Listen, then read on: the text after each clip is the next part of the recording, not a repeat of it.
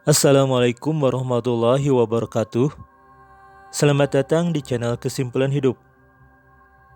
Pada video kali ini, kita akan membahas mengenai lokasi Yajuj Majuj secara logika.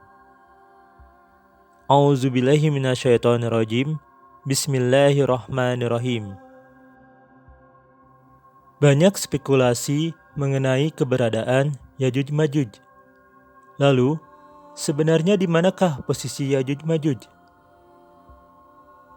Pada video sebelumnya, kita telah membahas mengenai kisah Zulkarnain yang terdapat di dalam Al-Quran, Surat Al-Kahfi. Pastinya kisah tersebut berhubungan dengan Yajuj Majuj. Ada beberapa clue mengenai posisi Yajuj Majuj.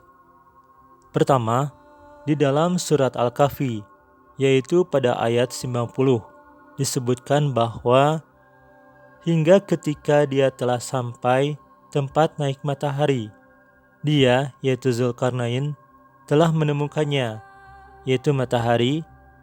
Dia sedang naik di atas satu kaum.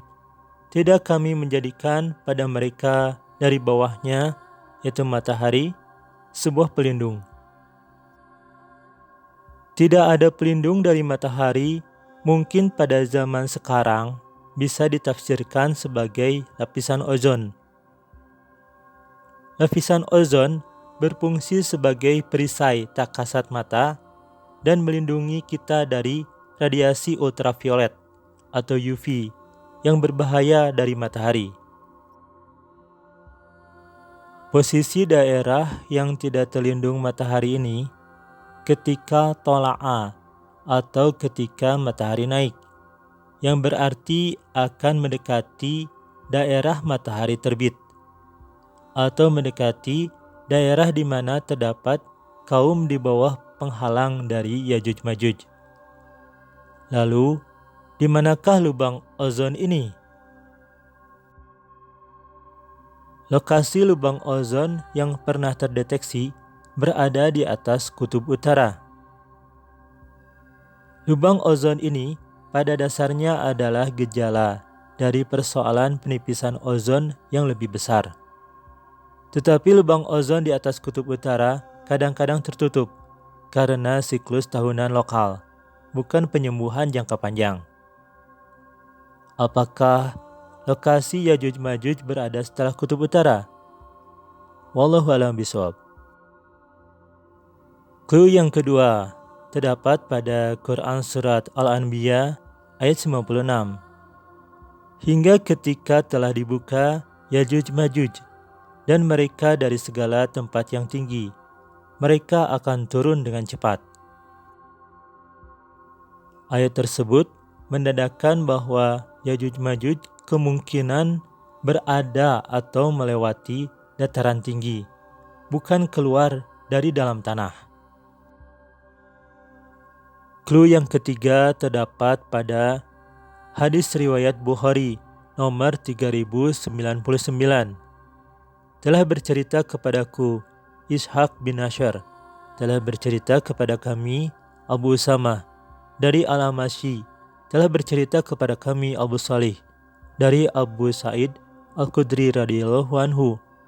Nabi SAW bersabda, Allah Ta'ala berfirman, wahai Adam. Nabi Adam alaihissalam menjawab, Labaika, kemuliaan milikmu dan segala kebaikan berada di tanganmu. Kemudian Allah berfirman, keluarkanlah utusan neraka. Adam bertanya, apa yang dimaksud dengan utusan neraka? Atau berapa jumlahnya? Allah berfirman, dari setiap 1999 dijebloskan neraka. Ketika perintah ini diputuskan, maka anak-anak belia menjadi beruban, dan setiap wanita hamil kandungannya berguguran. Dan kamu lihat manusia mabuk, padahal mereka tidaklah mabuk. Akan tetapi, mereka melihat siksa Allah yang sangat keras. Quran Surat Al-Hajj ayat 2. Para sahabat bertanya, wahai Rasulullah, adakah di antara kami seseorang yang selamat?" Beliau bersabda, "Bergembiralah, karena setiap 1.000 yang dimasukkan neraka, dari kalian cuma 1, sedang 999 lainnya dari Yajuj dan Majuj." Kemudian beliau bersabda, "Dan demi zat yang jiwaku berada di tangannya, aku berharap kalian menjadi di antara 1/4 ahli surga." Maka kami bertakbir. Kemudian beliau bersabda lagi, "Aku berharap kalian menjadi di antara 1/3 ahli surga." Maka kami bertakbir lagi. Kemudian beliau bersabda lagi, "Aku berharap kalian menjadi di antara 1/2 ahli surga." Maka kami bertakbir sekali lagi. Lalu beliau bersabda, "Tidaklah keberadaan kalian di hadapan manusia, melainkan bagaikan bulu hitam pada kulit sapi jantan putih, atau bagaikan bulu putih yang ada pada kulit sapi jantan hitam." Dan dengan matan hadis yang hampir sama pada hadis Bukhari nomor 4372. Juga disebutkan pada hadis riwayat Muslim nomor 5228 dengan hadis yang panjang. Dan ini hanya diambil pada bagian yang berhubungan dengan Yajuj dan Majuj saja. "Sesungguhnya aku telah mengeluarkan hamba-hambaku, tidak ada yang bisa memerangi mereka. Karena itu, giringlah hamba-hambaku ke Tur. Allah mengirim Yajuj dan Majuj. Dari segala penjuru mereka datang dengan cepat." Quran Surat Al-Anbiya ayat 56. "Lalu yang terdepan melintasi danau Tabari dan minum, kemudian yang belakang melintasi. Mereka berkata, 'Tadi di sini ada airnya.' Nabi Allah Isa dan para sahabatnya dikepung hingga kepala kerbau milik salah seorang dari mereka lebih baik dari 100 dinar milik salah seorang dari kalian saat ini.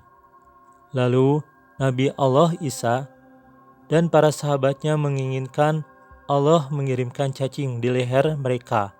Lalu mereka mati seperti matinya 1 jiwa. Lalu Isa dan para sahabatnya datang. Tidak ada satu sejengkal tempat pun, melainkan telah dipenuhi oleh bangkai dan bau busuk darah mereka." Dan dengan matan hadis yang hampir sama, terdapat juga pada hadis Ibnu Majah nomor 4065 dan hadis Sunan Tirmizi nomor 2166. Dari kedua hadis tersebut, bisa diketahui bahwa jumlah Yajuj dan Majuj sangatlah banyak, dan mungkin lebih banyak dari jumlah manusia. Pada hadis riwayat Muslim nomor 5228 disebutkan bahwa Yajuj Majuj minum air dan juga mereka menjadi bangkai dan berdarah. Berarti mereka memiliki jasad atau fisik seperti manusia umumnya. Kalau kita perhatikan pada hadis tersebut, Yajuj Majuj minum atau membutuhkan air sebagai kebutuhan kehidupan mereka. Danau Galilea disebut juga Danau Genesaret, Danau Kineret atau Kinerot, Laut Tiberias atau Danau Tiberias. Danau ini memiliki luas sebesar 166 km persegi dan kedalaman mencapai 43 meter. Yang berarti volumenya 166 km persegi atau 166.000 meter persegi kali 43 meter hari, sama dengan 7.138.000 meter kubik. 1 meter kubik sama dengan 1000 liter. Jadi, volume Danau Tabari sama dengan kurang lebih 7.138 juta liter. Jika Yajuj Majuj seukuran manusia dan kebutuhan minumnya sama dengan manusia, maka Pada umumnya kebanyakan orang memang tercukupi kebutuhannya dengan minum 8 gelas per hari atau setara dengan 2 liter. 2 liter sama dengan 8 gelas, berarti 1 liter sama dengan 4 gelas. Jika satu sosok Yajuj Majuj meminum sekitar 1 gelas dari air Danau Tabari, maka jumlah Yajuj Majuj pada waktu itu 7.138 juta dikali 4 sama dengan kurang lebih 28.552 juta sosok Yajuj Majuj. Itu baru jumlah Yajuj Majuj yang berada di depan. Jumlah tersebut belum termasuk yang di tengah maupun yang di belakang. Lalu, di manakah lokasi Yajuj Majuj yang lebih banyak dari manusia dan memiliki jasad ini? Mungkin kalau tidak memiliki jasad dianggap seperti makhluk halus yang bisa ada di mana saja. Itu juga katanya. Jadi, pastinya Yajuj Majuj membutuhkan ruang dan tempat. Apakah mungkin Yajuj Majuj yang jumlahnya lebih banyak dari manusia tersebut terdapat dalam satu tempat di permukaan bagian bumi yang seperti ini? Sebagai contoh, ada yang mengatakan bahwa Yajuj dan Majuj berada di daerah Cina. Kita lihat data sebagai berikut. Jumlah manusia yang terdapat di bumi pada 4 Oktober 2021 sekitar 8 miliar orang. 8 miliar orang tersebut membutuhkan luas permukaan bumi sekitar 510.072.000 km persegi. Bagaimana caranya Yajuj Majuj yang jumlahnya lebih banyak dari manusia dimasukkan pada permukaan daerah negara Cina? Ini negara Cina luasnya 9.557.000 km persegi. Apalagi jika luas permukaan yang lebih kecil dari itu. Mungkin ada yang beranggapan proporsi tubuh Yajuj Majuj lebih kecil dari manusia normal. Pertanyaannya, sekecil apa? Ingat, Yajuj Majuj pun tetap membutuhkan air untuk kehidupan mereka, yang berarti selain harus ada daratan untuk tempat tinggal mereka, juga harus ada perairan. Jika proporsi tubuh Yajuj Majuj setengah dari manusia normal, tetap membutuhkan luas sekitar 510.072.000 dibagi 2 sama dengan 205.036.000 km persegi untuk menampung Yajuj Majuj yang seukuran setengah manusia tersebut. Atau jika pengen Yajuj Majuj masuk semua ke negara Cina tersebut, maka 9.557.000 km persegi dibagi 510.072.000 km persegi sama dengan 0,0188 dibulatkan 0,02 dari tubuh manusia normal. Jika tinggi tubuh manusia dianggaplah 180 cm, maka tinggi Yajuj Majuj sama dengan 0,02 dikali 180 cm, sama dengan 3,6 cm. Ini mini banget ya, kecil banget. Lalu, kira-kira di mana posisi Yajuj Majuj secara logika? Silahkan lihat pada ilustrasi. Jika manusia berada dalam lingkaran kecil, maka secara logika berdasarkan jumlah yang lebih banyak dari manusia, maka Yajuj Majuj tersebut berada di luar lingkaran kecil tersebut.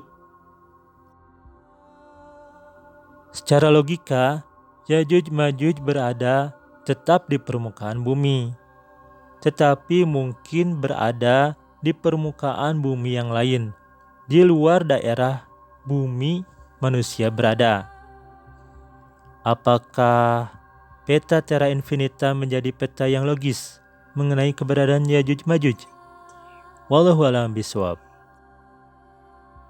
Subhanakallahumma rabbana wa bihamdika maghfirli yatawalu Quran.